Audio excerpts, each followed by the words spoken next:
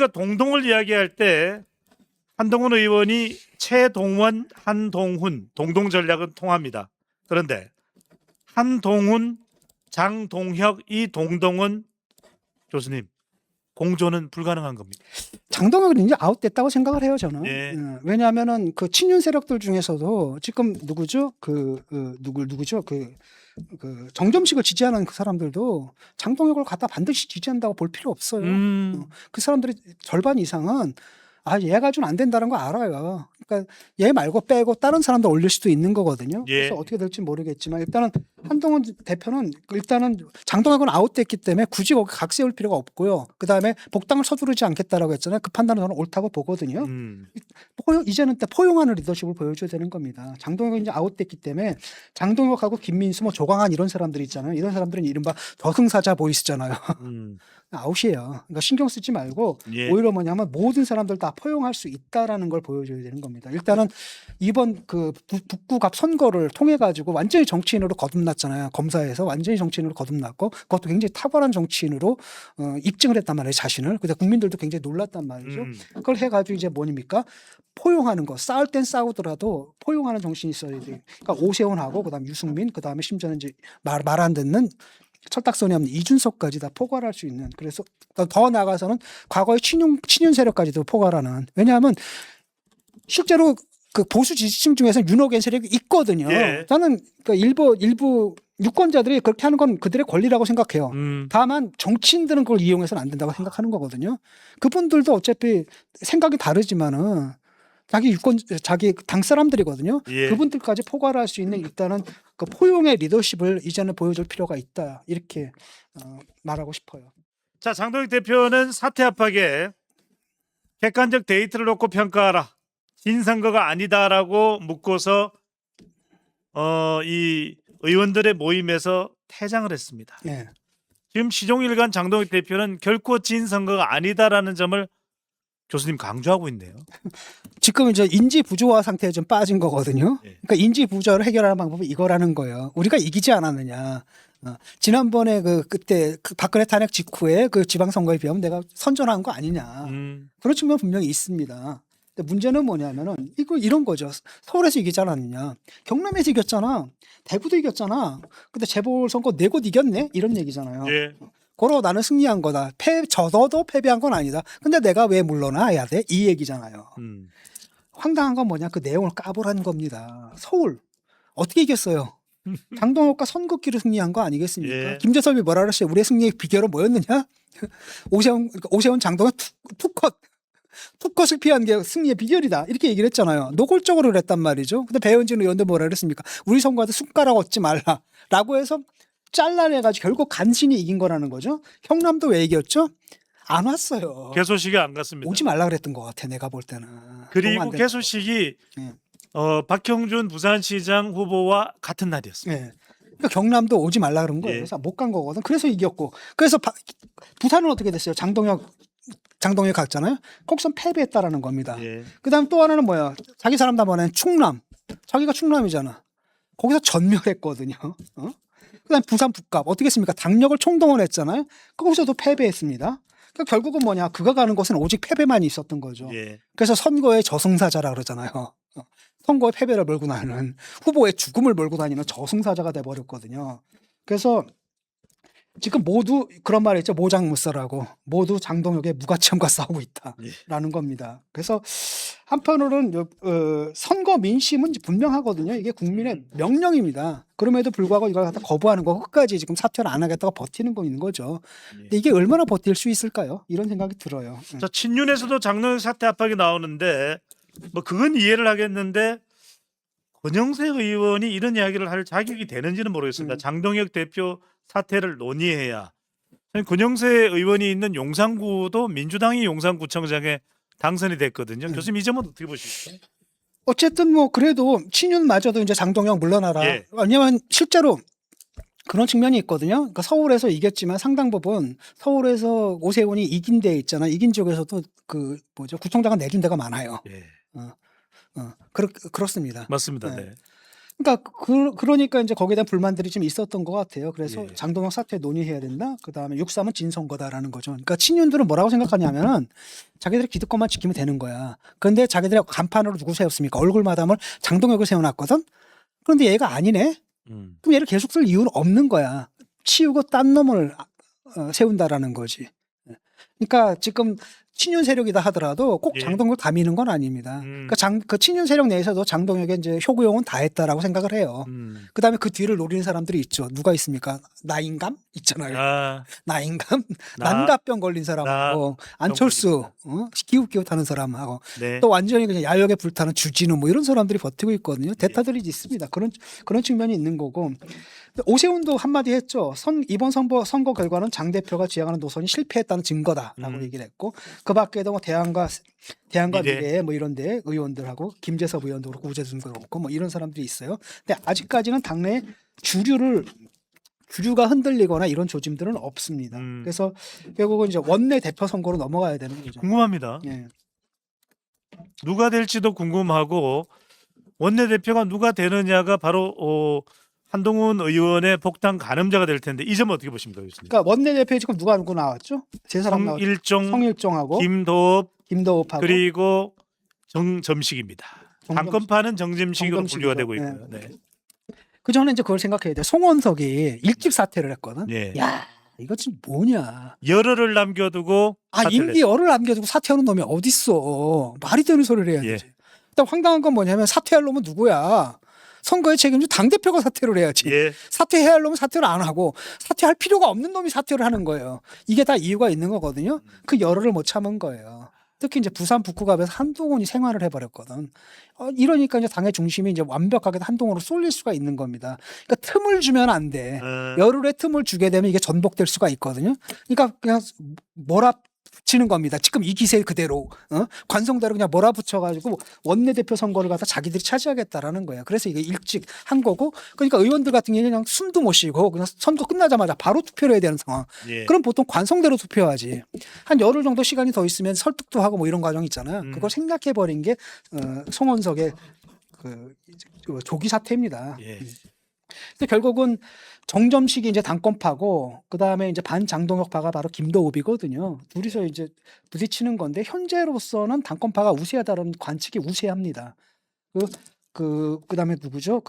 성일종 같은 경우에는 뭐 들어보니까 약간 반장동혁파에 가까워요. 근데 약간 중도적인 거죠. 예. 그러니까 뭐라고 얘기하냐면 일단 당이 화합을 해야 된다. 그다음에 당이 쇄신을 해야 된다. 한동훈에 대해서도 들어와야 된다. 그러나 지금은 아니다. 이런 입장 정도인 것 같아요.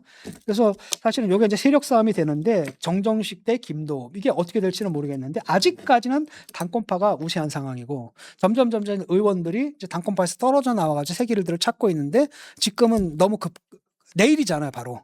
예. 내일이니까 어떻게 될지 모르겠습니다. 내일인가요? 12일이라는 말도 있고. 내일로 알고. 조금 미뤄져. 내일 언제요? 내일이죠, 내일. 내일인가요? 내일이요. 시간 없습니다. 그러니까 바로 오늘 토론회하고 바로 그냥 다음 날 선거하는 거예요. 그러니까 예. 쟤들이 막 밀어붙이는 거거든요. 알겠습니다. 자, 여기에 대해서 서정욱 변호사 보수 뭐 농객으로 분류가 되는데 한동훈 당선되니까 전화도 안 받습니다. 장동혁 의원님 하면 복당 어렵다고 봅니다.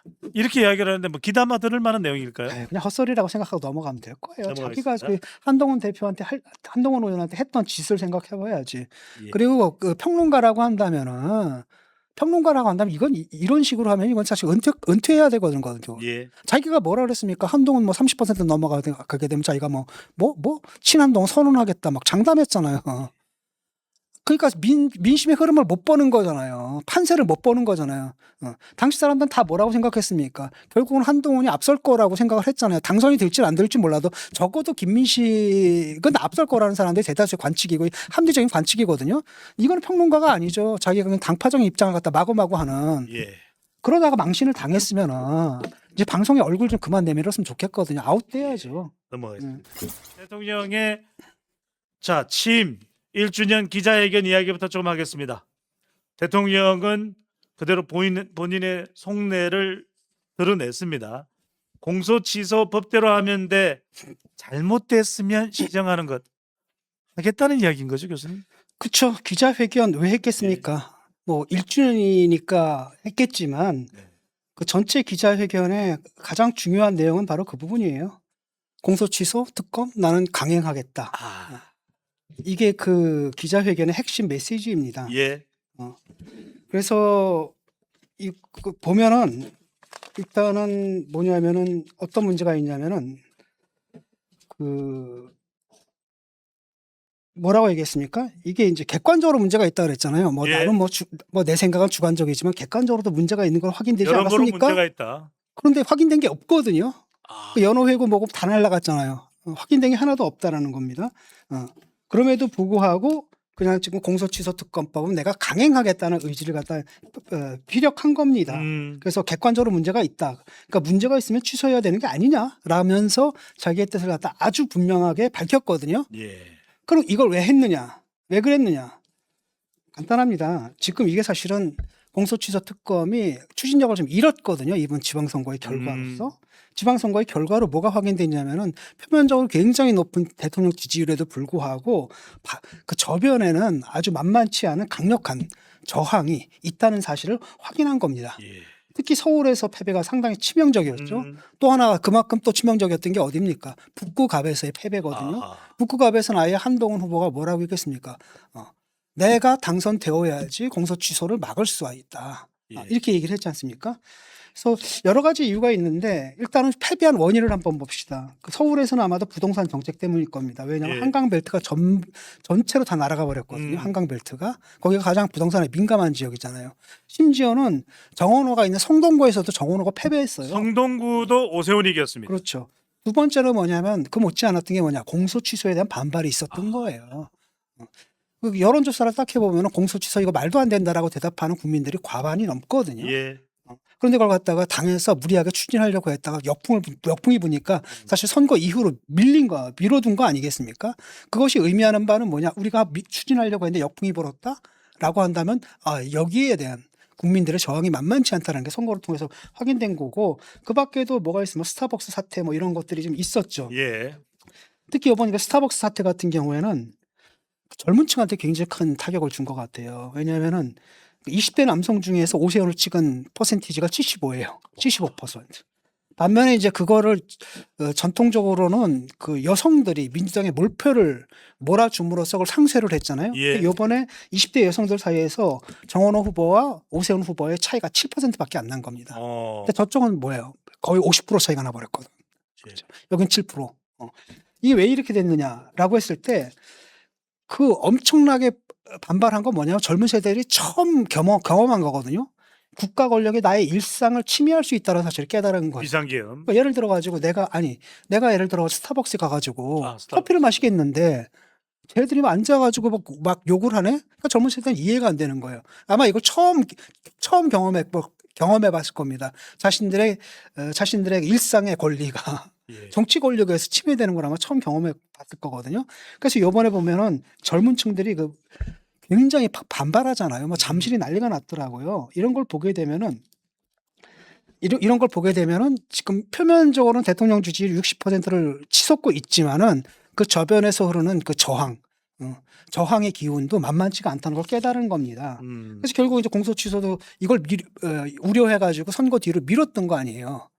밀었는데 선거 결과가 그들의 마음에 썩 들지 않게 나와버린 거거든요. 예. 그러니까 이런 경우는 뭐냐? 입법 주동력을 상실을 해버려요. 그러니까 민주당이 싹 밀려고 해도 아이씨 이거 아니네 라고 한다는 거죠. 그러니까 대통령이 나서서 지금 닥달을 하는 겁니다. 밀어라. 그래서 이재명이 직접 나서가지고 당을 향해가지고 자신의 뜻을 확고하게 밝힌 겁니다. 이렇게 나가게 되면 대통령이 지시하는데 당이라고 안 따를 수가 있습니까? 예. 이런 문제가 있는 거죠. 근데 이제 이렇게 나가게 되면 이게 아마 거대한 저항에 부딪힐 것 같아요. 이미 이제 이번 지방선거를 통해 가지고 그 민주당에서 압승을 했지만은 진짜 주요한 격전지에서는 다 패배했거든요. 예. 아주 핵심적인 데서는. 그래서 이상하잖아요. 대통령 지지율이 60%를 넘는데 아니 왜 그 선거 결과는 이렇게 나왔지? 이걸 이제 해석하는 데는 두 가지 방식이 있습니다. 하나는 뭐냐면은 이게 지지율이 허상일 수도 있다라는 거예요. 아, 어차피 많은 국민들이 대답을 안 하고 있다라는 겁니다. 예. 그러니까 지지자들만 대답하니까 이게 높게 나온다라는 거죠. 그런 해석이 있겠고 또 하나는 뭐냐면 대통령에 대한 평가를 분리해서 하는 가능성입니다. 네가 잘하는 건 잘하는 거지만 이건 아니잖아. 이건 못하는 거잖아. 라고 해서 명확하게 분리해서 판단한다라는 거예요. 그러니까 예. 대체적으로 뭐야? 뭐 대체적으로는 괜찮다. 하지만 이건 아니잖아. 이건 하지 마라는 좀 사인을 주는 거거든요. 근데 대통령의 문제는 뭐예요? 그걸 하고 싶어 한다라는 거예요. 그걸 하지 않으면 안 된다라는 겁니다. 이게 이제 문제고 지금 대통령이 지시를 하니까 당에서는 안 할 수가 없을 겁니다. 이러다 보니까 저쪽에서도 우려가 나오고 있습니다. 진보 패널들도 이거는 대놓고 찬성하지 못해요. 이 사안에. 그러니까요. 왜냐하면 여기서 밀어붙였다라는 강력한 역풍이 불어올 거라고 예. 우려를 하는 거거든요. 하지만 이재명한테는 이걸 갖다 양보할 수가 없는 거예요. 왜? 임기 끝나면 자기 감옥 가야 되거든요. 이건 최대한 자기가 권력을 갖고 있는 동안 이 문제를 해결하고 넘어가겠다는 의지가 너무 강한 거고 지금 선거 결과를 보고도 다시 한번 다짐을 한다는 건 뭐냐면 난 여기서 후퇴하지 않겠다는 뜻을 보여준 겁니다. 예. 사실 뭐 이재명 대통령한테는 이걸 위해서 대통령이 된 거예요. 그다음 대통령 직수행도 이걸 위해서 하는 거라는 거예요. 그러니까 무슨 수를 써서라도 공소 취소를 하려고 할 겁니다. 예. 그래서 그 한겨레 신문인가? 한겨레 신문에서도 여기에 대한 반발이 나오더라고요. 한겨레 네. 칼럼에서도 뭐라고 얘기를 하냐면은 이거 위험하다. 광범하게 역풍이 불 수 있다. 그러니까 대통령은 통치를 잘해라. 예. 통치를 잘해야 높은 지지율을 받고 국민들의 사랑을 받으면서 퇴임을 하게 되면 설사 그 다음에 법원에서 유죄 판결이 나온다 하더라도 국민들이 용서해 줄 것이다. 사면 복권이 가능합니다. 그렇죠. 다음 대통령 사면하고 복권 시켜줄 것이다. 예. 그게 정도다. 그쪽으로 가라라고 얘기를 하고 있거든요. 아, 근데 이재명은 그거 못 믿는 거예요. 그렇잖아요.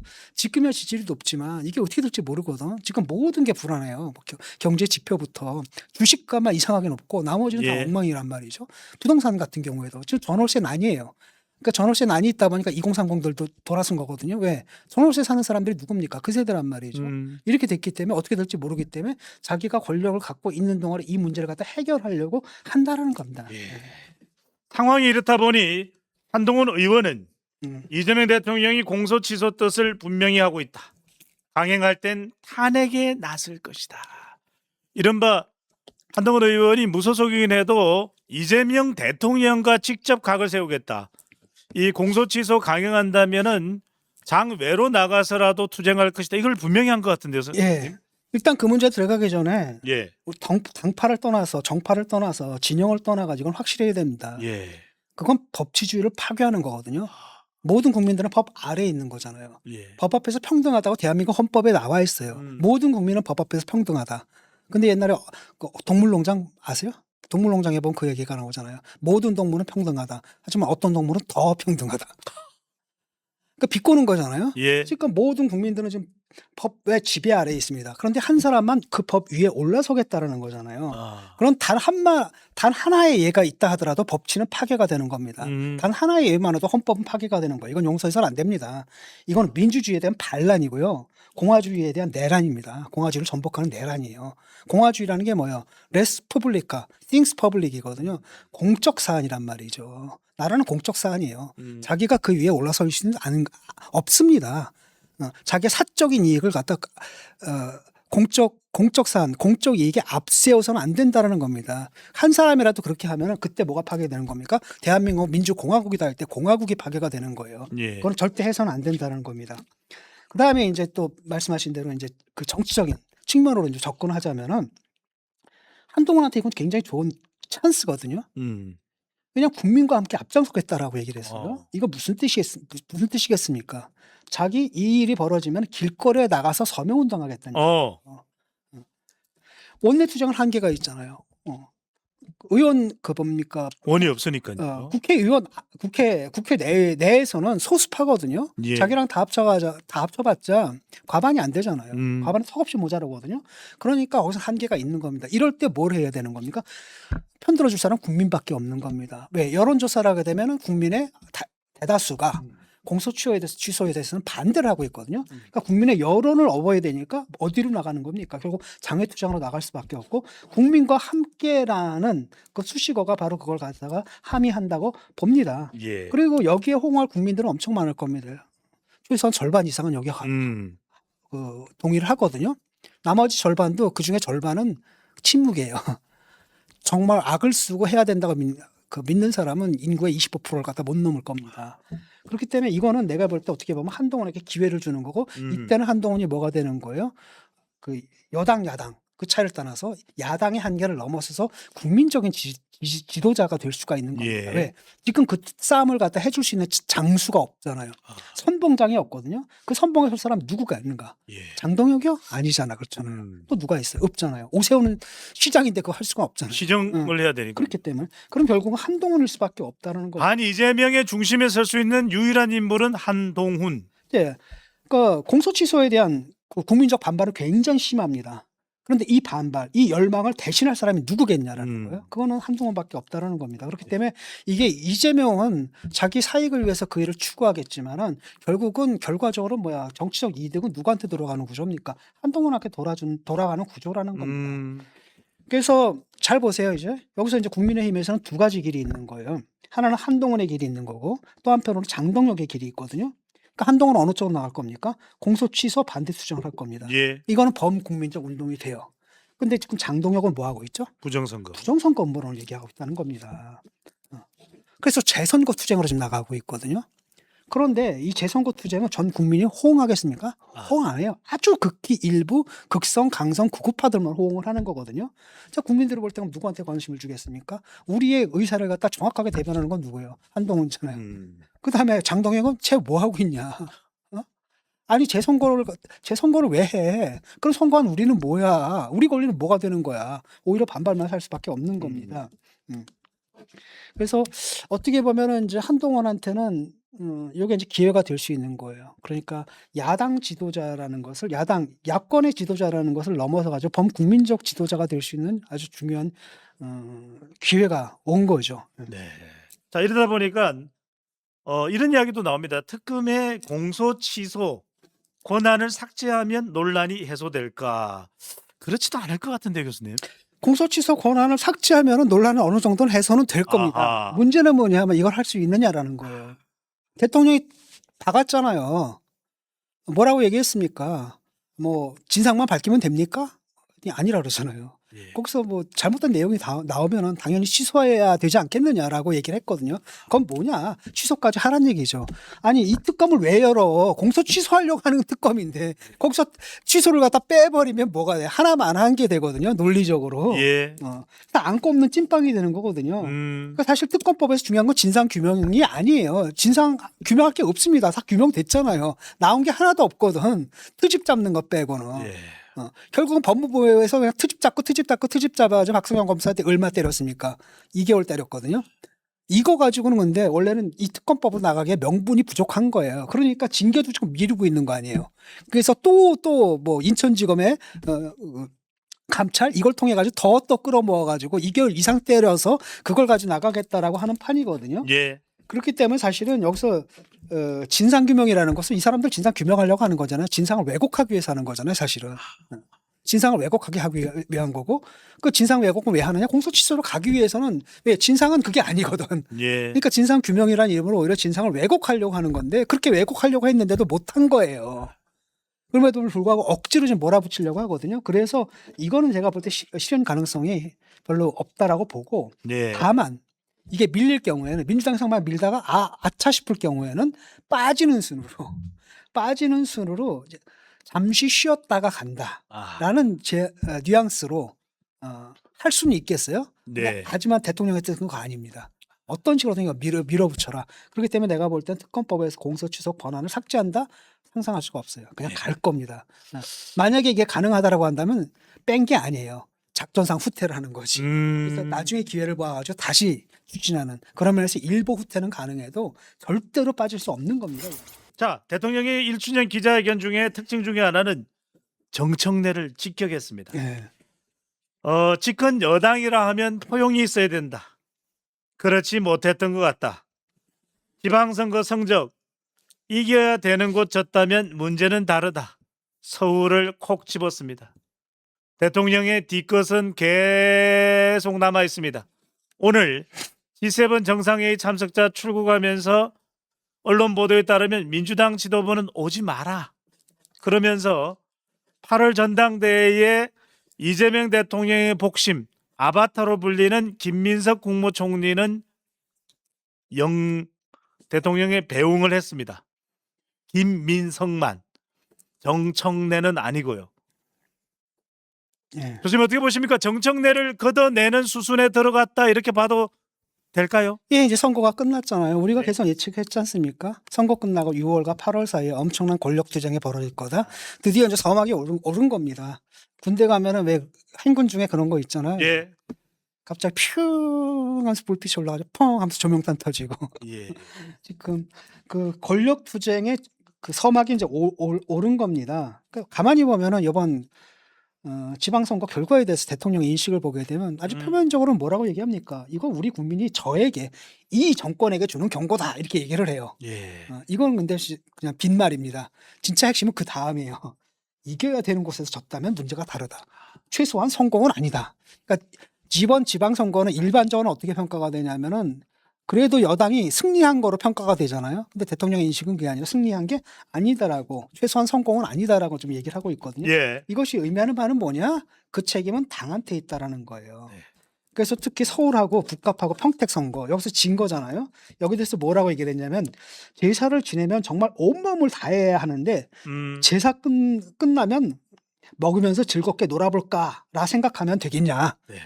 죽을 힘을 다해도 될까 말까 한데 당이 놀랐다는 거예요. 한마디로. 그러니까 제사보다 제밥에 더 관심이 많았다. 그러다가 이런 결과를 받아들였다. 이건 누구 책임이냐? 정청래. 정청래 네 책임이다라는 겁니다. 암사대기를 때렸네요. 그렇죠. 근데 이게 말도 안 돼. 정청래도 잘못한 거예요. 그렇죠? 당연히 예. 잘못했죠. 예. 가가지고 부산 가가지고 앉아서 오빠 노래를 불러일으키고 말이지. 그럼에도 불구하고 이번 선거 패배 주범은 누구냐라고 봤을 때 주요한 책임은 내가 볼 때 이재명이에요. 이거 이재명 선거였거든요. 예. 왜냐하면 한번 생각해 보세요. 서울 북감 뭐 평택 이런데 다 뭐였습니까? 명픽이었거든요. 아, 정원호 누가 뽑았어요? 명. 지가 보냈잖아요. 그렇잖아요. 그다음에 하정우 누가 보냈어요? 명. 자기가 보냈잖아. 네.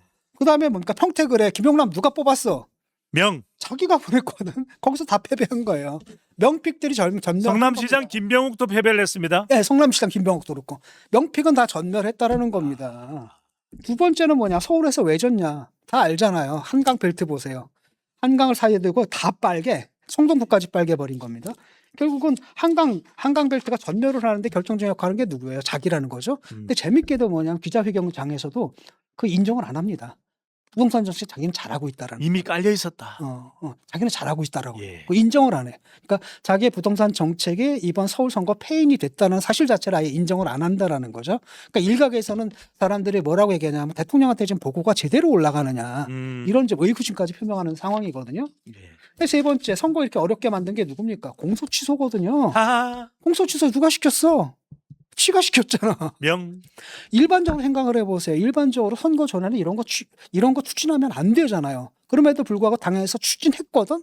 당이라고 몰랐을까? 알았겠지. 왜 추진했어? 시키니까 추진한 거라는 거죠. 그럼 왜 예. 추진했냐? 간단합니다. 이재명은 빨리 끝내야 돼요.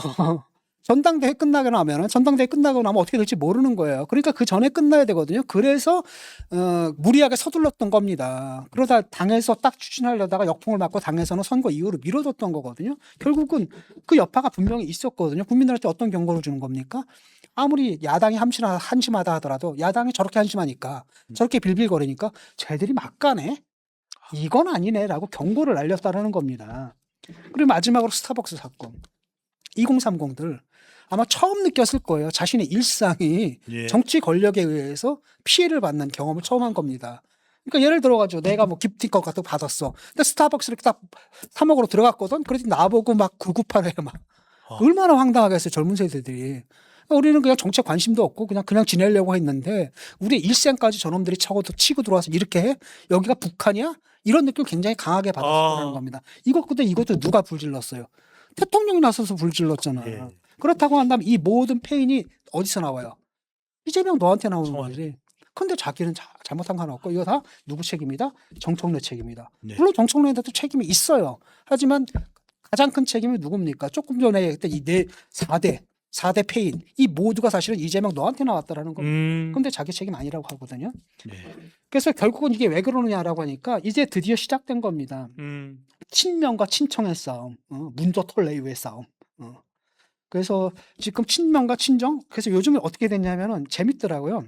저쪽에 이제 문조 털레이가 있어요. 문 네. 알죠? 압니다. 문재인, 문재인, 조국, 조국, 털보이, 김어준. 설기모준, 그다음에 레, 정청래, 정청래, 유시민. 유시민. 이거잖아요. 그러니까 저쪽은 뭐가 있는지 아세요?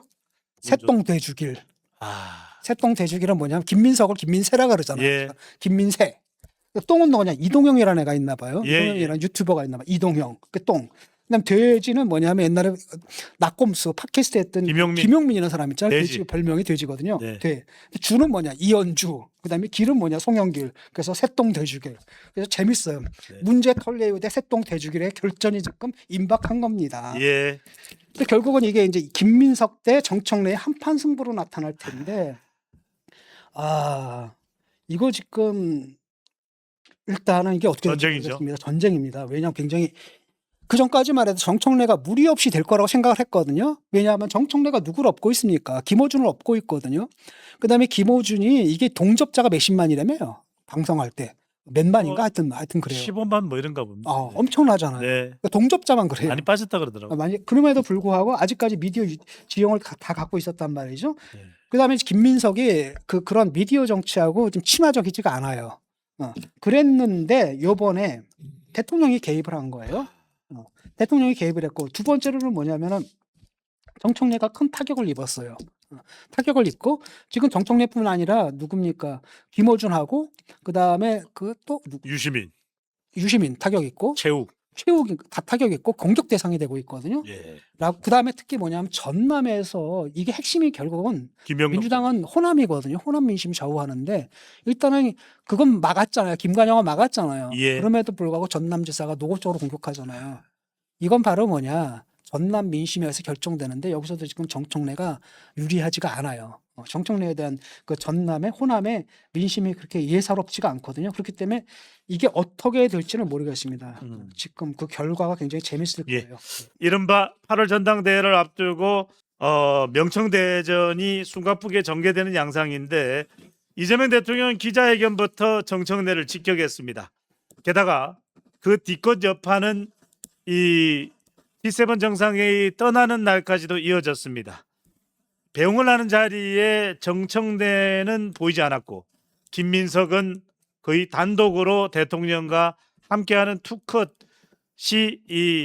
그대로 노출됐습니다. 자, 어떻게 봅니까, 교수님? 그대로 대통령은 작정하고 김민석 밀기에 나섰다고 봐야 될까요? 그렇죠. 작정하고 나선 거죠. 근데 문제는 뭐냐면 이런 식으로 대통령이 당무에 계속 개입을 해왔거든요.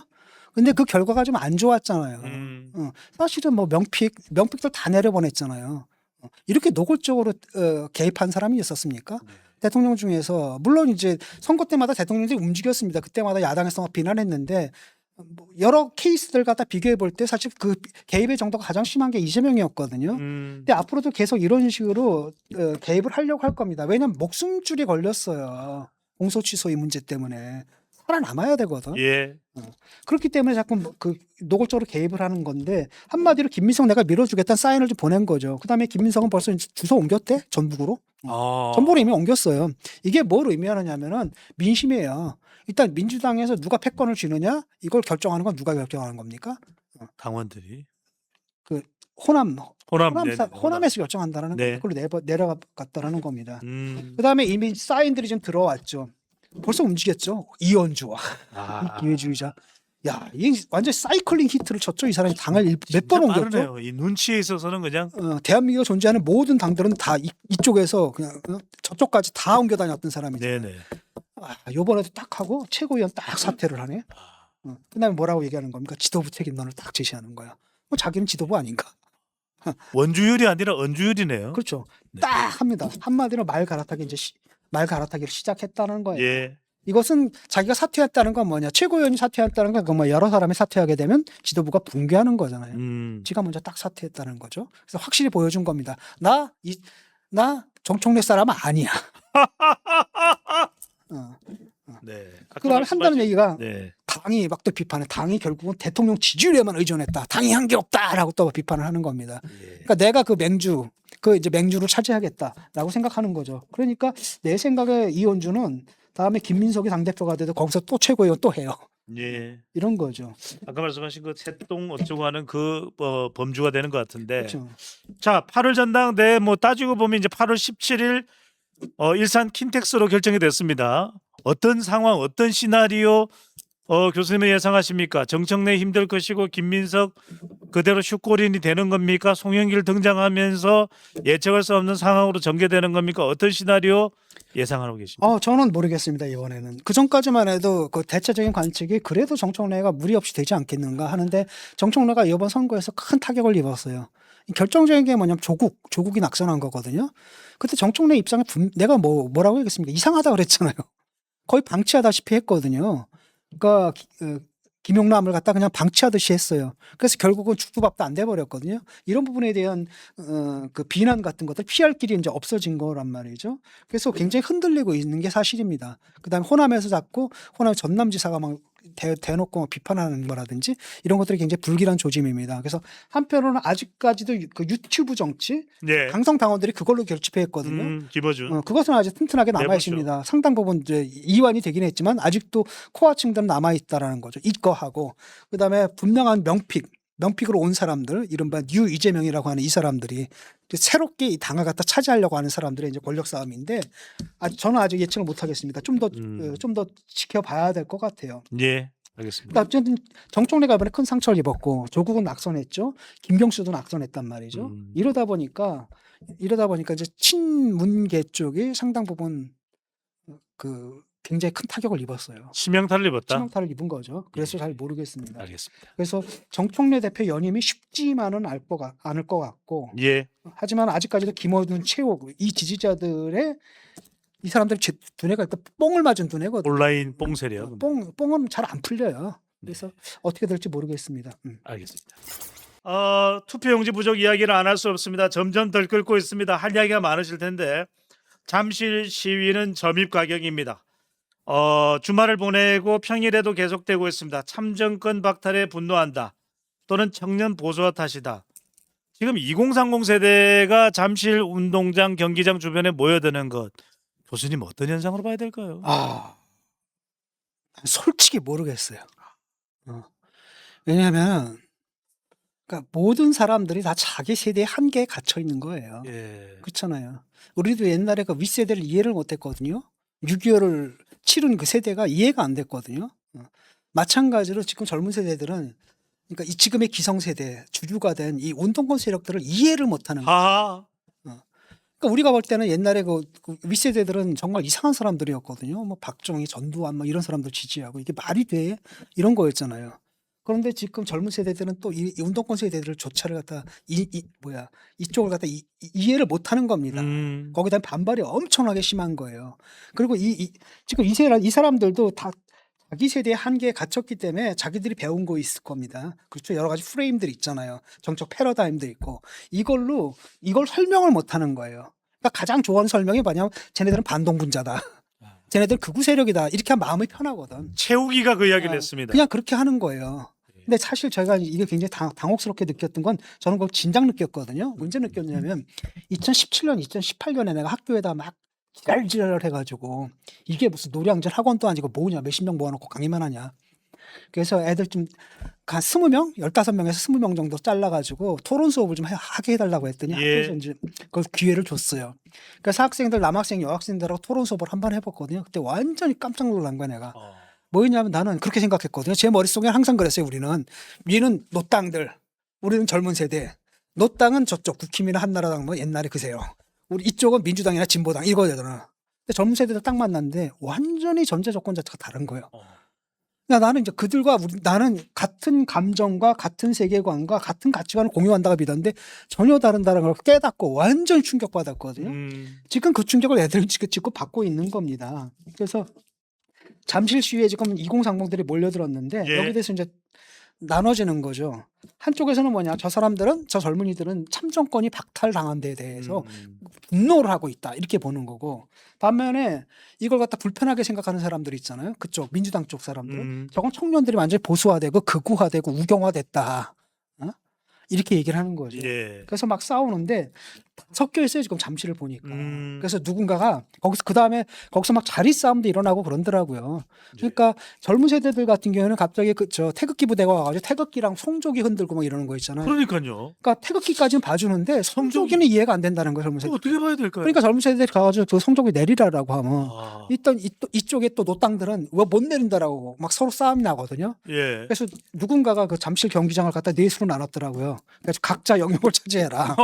한쪽은 뭐냐? 한쪽은 분노하는 2030. 예. 그러니까 참정권 박탈에 분노하는 세력 이렇게 보이고, 그 옆은 뭐냐? 그 옆은 뭐냐면 부정선거 음모론자들 있잖아요. 태극기하고 송조기 날리는 그 사람들 있고, 그다음 또 한쪽은 뭐냐? 그 유튜브에서 장사해 먹는 놈들 이렇게 있고, 아. 또 한쪽은 뭐냐? 거기서 뭐 얻어먹을 게 있을까? 기웃기웃하는 그 정치인 놈들, 이준석이니 뭐니 이런 놈들 예. 나눠놔라. 라고까지 좀 얘기하고 있거든요. 예. 그래서 어쨌든 이렇게 지금 이런 상황이 이제 벌어지고 있는 겁니다. 그래서 여기에 대해 가지고 지금 그 외관상으로는 이 사람들이 막 태극기 흔들고 이러니까 민주당 사람들이 볼 때는 이거는 자기들한테 친화적인 건 아니거든요. 일단은 이 분노가 어디를 향하는 겁니까?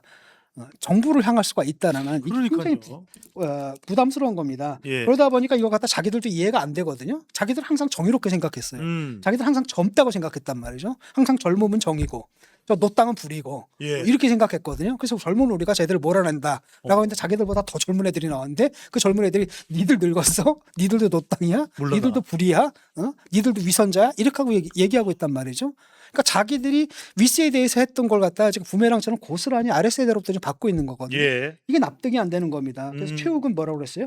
저런 놈들 온라인에서 땡크로 밀어버려야 된다. 일베를 땡크로 몰아버려. 일베를 땡크로 밀어버려. 이거 굉장히 무서운 얘기거든요. 어떻게 이야기를 할 수가 있죠? 아니 자기 전 얼마 전에 이거 가지고 난리를 쳤던 거 아니에요, 스타벅스에서. 예. 스타벅스에서 사실 그 마케팅 담당자들이 거기에 대한 인식 자체가 없었던 것 뿐이거든요. 네. 그러니까 실수를 한 거지. 이건 아는 거잖아요. 예. 땡크로 밀어버리자라고 하고, 또 정준이라는 친구는 뭐라고 했습니까? 몽둥이로 진압해야 된다. 첫 번째 뭐라고 했냐면 쟤네들은 철학 체계가 없다. 그러니까 대가리 든 게 없다라는 거예요. 두 번째, 설득 가능성도 없다. 왜? 논리로 안 통하는 놈들이다. 그럼 남는 건 뭐냐? 강제를 동원하는 수밖에 없다. 아니, 그러니까 근데- 권력으로 제압을 해버려야 된다. 근데 이게 사실 누구 논리예요? 전두환 논리거든. 아, 그러니까요. 그러니까 저 사람들이 전두환이 된 거예요. 젊은이들이 그걸 알아. 아. 그걸 알아요, 지금. 이게 이렇게 된 문제라는 거죠. 그래서 지금 이게 어떻게 될지는 모르겠지만은, 이게 내가 볼 때는 사실 오래 가지는 못할 것 같아요. 오래 가지는 못할 거거든요. 왜냐하면 지금 항상 어떤 대중운동이 있으면은 대중운동의 목표를 공유를 해야 돼요. 예. 근데 그 사람들은 목표를 공유하지 못해요. 그 다음에 그 대중들의 끌어오르는 이 모든 것들을 갖다 채널화할 수 있는 지도부를 갖다 스스로 구성하거나 이래야 되거든요. 거기 보면 천차만별의 사람들이 다 모여 있어요. 예. 그래서 목표도 공유하지 못하고 어떤 지도부도 가질 수 없는 자발적인, 정말 자연 발생적인 시위이기 때문에 이게 이제 오래 갈 수는 없을 거라고 보는데, 일단은 뭐 최대 3만까지 갔던 게 이제 평일날은 1만 5천으로 줄어들었거든요. 예. 뭐 한동안은 이게 계속 갈 수는 있을 겁니다. 그런데 일단 정부에서 대응을 또 나쁘지 않아요. 그러니까 김민석이 누구를 만났습니까? 그 학생 대표로 만났거든요. 거기서 이제 허심탄회하게 다 들은 겁니다. 그러면서 약속도 했죠. 그러니까 선관위 철저하게 수사하겠다. 그다음에 뭐입니까? 철저하게 수사하고 그다음에 뭐 하냐? 책임자 있으면 철저하게 처벌하겠다. 예. 그다음에 제도 개선식을 마련하겠다, 이렇게 얘기를 했거든요. 그러니까 학생들이 원하는 바, 그들이 제기할 수 있는 합리적인 요구들은 다 받아들이겠다는 태도를 보인 거고, 이 대통령도 이 부분에 대해서는 대응이 적절했어요. 이런 식으로 나가지 않고 학생들 이해한다, 뭐 이런 식으로 나갔고. 기자회견에서. 네. 그다음 민주당에서 지금 몸을 사리고 있고, 그러다 보니까 목표가 사라졌기 때문에 이게 오래 가지는 못할 것 같고, 그다음에 이제 이들이 외치는 게 재선거라는 걸 외치는 거잖아요. 예. 이게 목표가 됐는데 이 재선거는 사실 불가능하거든요. 왜 불가능하냐면 일단 법적으로 불가능해요. 법적으로 불가능합니다. 두 번째는 뭐냐면 나 같은 사람, 내 선거 끝났는데 그러면 내가 투표한 게 무효가 되는데 니들 권리만 권리냐, 내 권리는 뭐고, 이렇게 또 얘기할 수가 있거든요. 그러니까 유권자들 틈에서도 사실 압도적 다수가 아마 여기를 반대할 거라는 겁니다. 예. 그래서 이건 사실은 목표가 될 수가 없는 겁니다. 그래서 지금 계속 이제 유지가 되는데,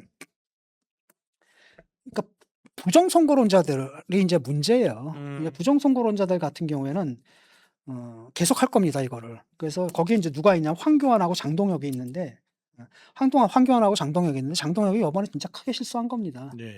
이 사람들은 뭐냐? 건수가 생긴 거예요. 사실 부정선거라는 게 근거가 하나도 없잖아요. 근데 자기들의 그 잘못된 믿음을 계속 유지할 수 있는 요만한 건덕지를 줘버린 거예요. 그러니까 걔네들은 목숨 걸고 매달리는 거거든요, 거기다가. 그러니까 결국 어디까지 가는 겁니까? 재선거 하자고까지 나가는 겁니다. 재선거까지 하고. 그러니까 재선거를 하는 사람들도 둘로 나뉘어요. 재선거 이유가 뭐냐라고 했을 때 장동혁하고 황교안은 부정선거기 때문에 재선거해야 된다라는 거예요. 반면에 젊은이들은 뭐 때문에 부실선거이기 때문에 비록 소수다 하더라도 소수의 어떤 사람들은 참정권을 침해받았기 때문에 이걸 바로잡으려면 재선거하는 수밖에 없다라고 얘기를 하는 거고 같이 재선거를 외친다 하더라도 둘이 좀 다르거든요. 예. 이런 상황 속에서 이게 과연 오래 갈 수가 있을까라는 거죠. 그런데 우리가 이제 주목해야 될 건 뭐냐면은 재선거는 불가능합니다. 그럼에도 불구하고 이 젊은이들 사이에서 뭔가가 터져나온 거거든요. 나는 이건 하나의 빌미에 불과하다고 봐요. 예. 지금 터지고 왜냐하면 기회를 다 차단당했거든. 우리 같은 세대는 그러니까 윗세대가 우리한테는 아파트를 한 채씩 줬어요.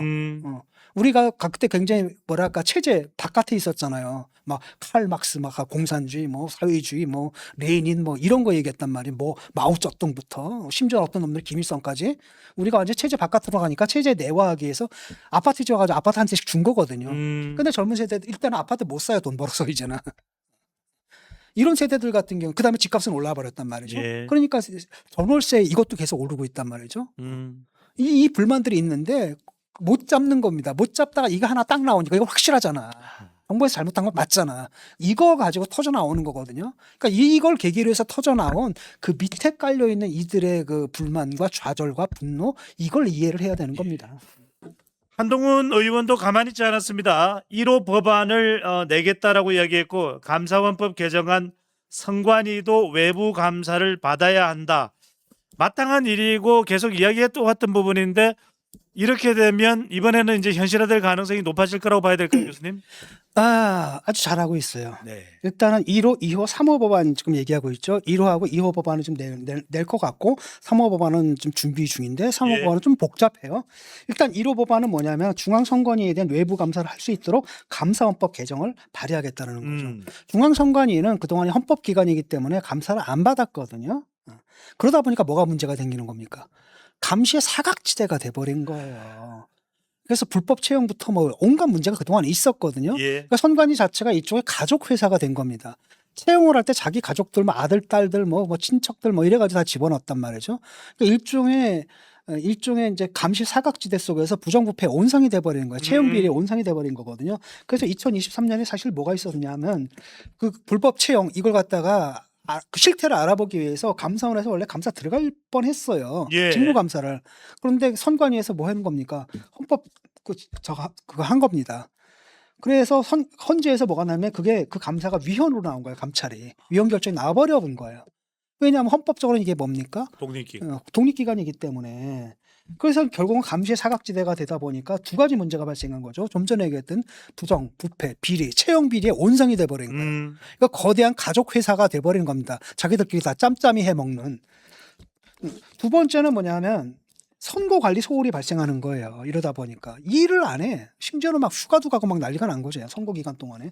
선거관리 소홀이 되는 거고 그동안에 여러 번 문제가 됐잖아요. 뭐 소쿠리 이송부터 여러 가지 문제가 됐는데 이번에 크게 터져버렸거든요. 이 두 가지 문제가 있는데 그럼에도 불구하고 뭐가 잘못됐는지 들여다볼 수가 아예 없다라는 거예요. 예. 이런 문제가 있는 거죠. 근데 지금 이거는 뭐냐. 민주당에서는 어떻게 하냐면 그렇기 때문에 사실은 그 헌법을 개정해야 된다는 겁니다. 감찰이 가능하려면 헌법을 개정해야 된다는 게 민주당의 논리거든요. 예. 근데 한동훈 같은 경우에 어떻게 보면 이 말이 맞죠. 왜냐면 위헌 결정이 한번 나왔으니까. 그런데 문제가 있잖아요. 그럼 이거 고치려면 결국 헌법을 손대는 수밖에 없지 않느냐. 근데 민주당에서 이제 추진하는 안은 뭐냐. 원포인트 개헌이에요. 딱 요 문제만 갖고 헌법 개정하자. 야, 근데 이거 하나 바로 잡으려고 온 국민이 나서 투표를 해야 돼? 이거 사실 현실성이 없잖아요. 예. 근데 한동훈이 이제 이걸 딱 제시했거든요. 감사원법 개정안. 네, 감사원법. 그러니까 이 한동훈의 입장은 뭐냐면 이거 법률 개정만으로 가능하다. 헌법 개정까지 필요 없다라는 거거든요. 근데 뭐냐면은 하나는 뭐냐 이런 거예요. 지금 발의하면 헌재에 가더라도 결정이 달라질 수 있다라는 거죠. 그러니까 지난번 헌법 결정이 좀 잘못됐다라는 겁니다. 예. 그때는 근데 가족 비리 이런 거였잖아요. 근데 이번에 차원이 다른 거예요. 단순한 비리의 문제가 아니라 국민의 참정권이나 헌법이 보장하는 권리 예. 이거를 쟤들이 보장을 못했는데 아하. 이걸 못 들여다본다 이렇게 돼버린 거거든요 지금. 그렇기 때문에 이번에 발의하게 되면 이번에는 헌재 결정이 달라질 수가 있다 이 생각을 하는 거예요. 예. 두 번째로는 뭐냐면은 선관위가 권한쟁의 심판 이거 청구할 처지가 못 된다는 거예요. 지난번에 했거든. 그 뻔뻔하게도 했거든. 근데 지금 이 상황 속에서 니들이 할 거야. 그건 국민들한테 몰매 맞죠.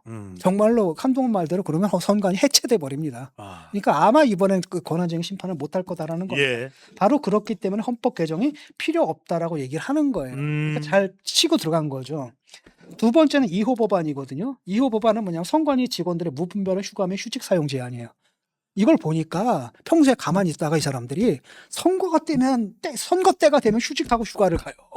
야, 이거 말이 황당한 거잖아요. 말이 됩니까? 원래 선관위는 뭐 하는 조직입니까? 이게 선거 관리. 선거 관리를 하는 조직이잖아요. 예. 그런데 그때가 제일 바쁘죠. 제일 경무에 시달리죠. 야. 그때는 자기들 휴직하고 휴가 가는 겁니다. 이건 말이 됩니까?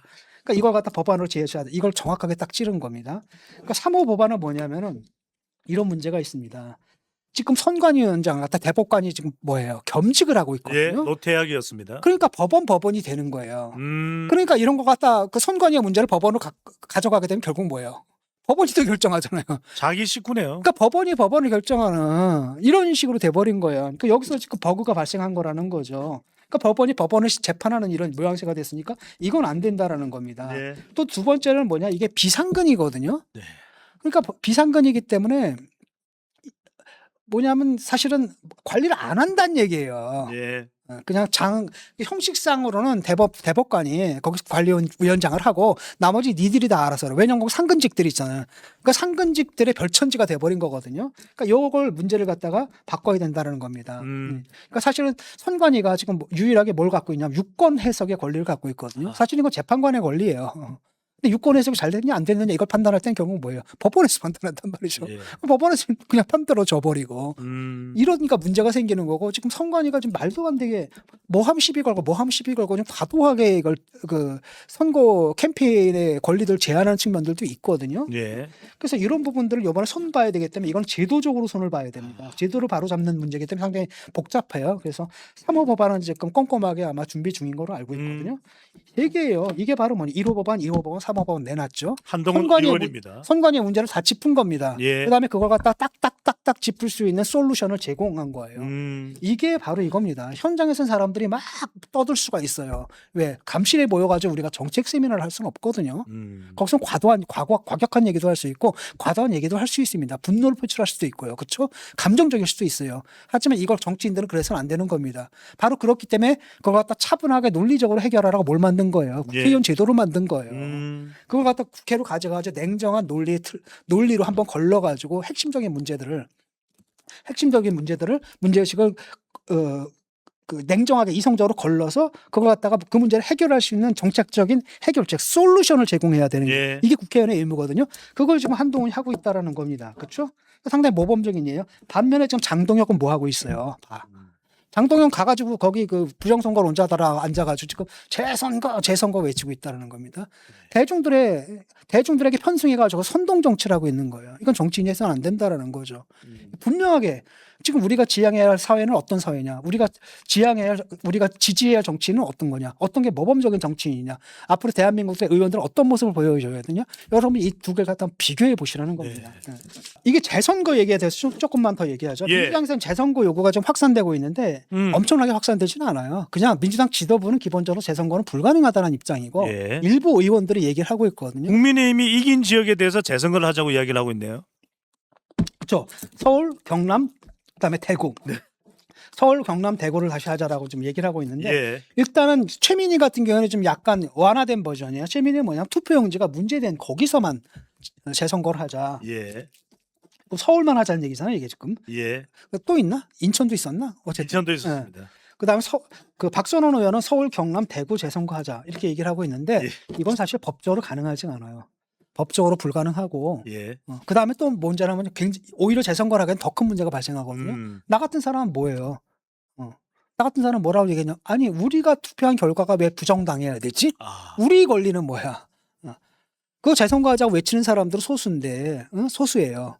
그다음에 그들이 정말로 재선거를 원하는지도 좀 불확실하거든요. 예, 정치적인. 그러니까 그 사람들 같은 경우에는 뭐냐면 단지 화가 나가지고 그렇게 얘기할 뿐일 수가 있는 거고, 그러니까 법적으로도 불가능하고 유권자 대다수도 이걸 반대합니다. 그래서 이건 가능하지가 않은 거고, 지금 장동혁이 전면 재선거를 지금 얘기하고 있는 이게 진짜 황당한 거거든요. 예. 왜 하겠습니까 이거 이 사람이. 참패 책임 부정하려고 하는 거예요. 예. 나 안 졌다라는 거야. 왜 부정선거가 일어났잖아. 내가 진 게 아니야. 부정선거 때문에 내가 진 것처럼 나온 거지. 강원도도 울산도 부정선거고 그래서 우리가 졌을 수 있다 이야기인 거죠. 그렇죠. 그런 거라는 거죠. 네. 두 번째는 뭐냐면 그래서 재선거를 하게 되면 서울에서는 결국 뭐예요? 오세훈 다시 해야 되잖아요. 그러니까 오세훈하고 어차피 나랑 척을 졌으니까 막 너야 어떻게 되든 간에 나는 상관없다라는 거예요. 근데 마지막으로 뭐냐? 지금 이 순간에 그래도 나를 지지해 주는 건 뭐예요? 나를 보호해 주는 건 강성 지지층밖에 없다. 그러니까 거기다 아예 몸을 의탁해 가지고 결국 뭐가 되면 장동혁이 황교안이 됐어. 장동혁하고 황교안이 지금 일체가 됐죠. 이렇게 돼버린 거예요. 예. 완전 쪼그라들어 버린 거죠. 그래서 결국은 뭐예요? 당의 이익과 반대되는 자해 공갈을 하고 있는 거예요 지금. 서울시 재선거하면 어떻게 해? 말이 됩니까? 자기들이 이긴 선거를 왜 재선거하자? 이거예요. 당이랑 상관없이, 당의 이익과는 상관없이 내 이익이에요. 예. 내 이익입니다. 왜? 그렇게 주장해야지 내 책임이 덜해지는 거고, 그렇죠? 그 다음에 그렇게 주장해야지 나를 또 보호해주는 강성 지지층과 더불어 갈 수 있는 거고, 이런 사적인 이익 때문에 당의 이익과 전혀 반대되는 황당한 주장을 하고 있는 거거든요. 이거야말로 뭐야? 해당 행위죠. 이런 거 징계해야 됩니다. 이런 거. 이런 걸 징계해야 되는 거죠.